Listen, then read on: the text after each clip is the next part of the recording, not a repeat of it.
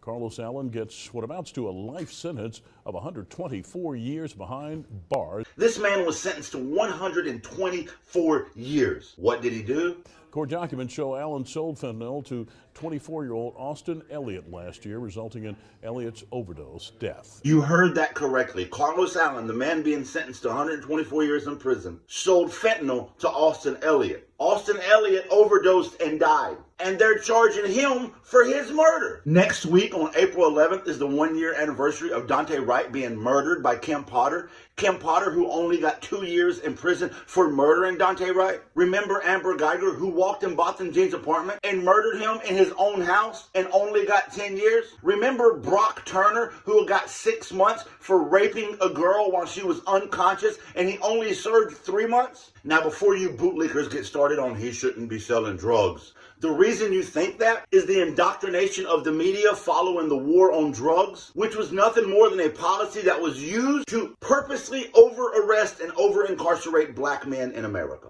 Aren't you the same people that talk about personal responsibility? Austin Elliott's death is a tragedy, but he overdosed. He did it. How can we incarcerate the man who sold him the drugs for murder? And when they asked the Attorney General why Carlos Allen got 124 years, the Attorney General said this. Is in part linked to his knowledge that Allen knew the drug was killing people but sold it anyway. So while the opioid crisis is the biggest killer of Americans, and the pharmaceutical companies are legally selling those drugs to all of us, while they're in bed with the government, they're locking Carlos Allen up because he had knowledge that the drug kills. This is a 2022 example of the war on drugs locking another black man up while opioids murder.